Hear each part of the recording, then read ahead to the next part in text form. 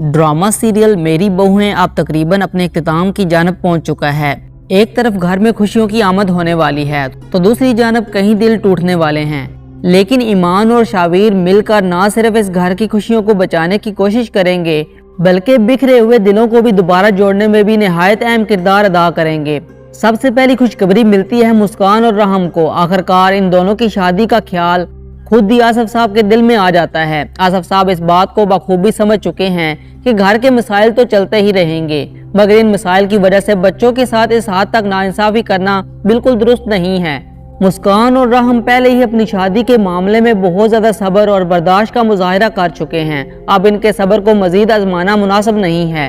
इसलिए आसफ साहब शहनाज और रफीक को बुलाकर कहते हैं कि अब मेरे ख्याल में मुस्कान की शादी की तारीख तय कर देनी चाहिए। शहनाज को इस बात पर एतराज होता है कि आसफ भाई, आपकी तबीयत भी ठीक नहीं है और घर में पहले ही बहुत से मसाइल चल रहे हैं। लेकिन आसफ साहब इन्हें समझाते हुए कहते हैं कि घर में जो भी उदासी है और बोझलपन है वो शायद मुस्कान और रहम की शादी से खुशी में बदल सकती है। वो अपनी ख्वाहिशात का इजहार करते हुए कहते हैं कि मैं अपनी जिंदगी में ही मुस्कान को अपने घर से रुखसत होते हुए देखना चाहता हूँ।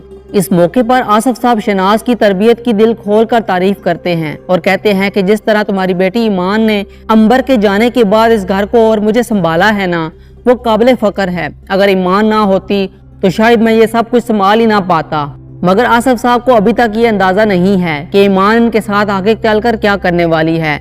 जहाँ पर आसफ साहब के तीनों बेटों के दिल में ये ख्याल तक नहीं आया, वहीं पर ईमान ये सोचती है कि अगर अब्बा के दुकान वापस खरीद ली जाए तो ना सिर्फ वो मसरूफ हो जाएंगे बल्कि इनकी खुशियां भी लौट आएंगी। ईमान को बाखूबी एहसास है कि दुकान के बेचने के बाद अब्बा की सेहत खराब होना शुरू हुई थी और शायद यही गम अम्मी भी दिल में लेकर दुनिया से रुखसत हो गई। लेकिन अब ईमान किसी भी सूरत आसफ साहब को खोना नहीं चाहती, इसीलिए वो शावेज से कहती है कि मुझे इस मामले में तुम्हारी मदद दरकार है। ईमान खुद अपने ऑफिस से लोन लेती है और वो वादा करती है कि वो अपनी तनख्वाह से एक एक रुपया लौटा देगी। शावेज जब ईमान के साथ दुकान खरीदने के लिए जाता है तो दिल ही दिल में सोचता है कि मेरे माँ बाप ने मेरे लिए कितनी बेहतरीन हमसफर का इंतखाब किया है। ईमान जैसी लड़की तो चिराग लेकर ढूंढने से भी नहीं मिलेगी।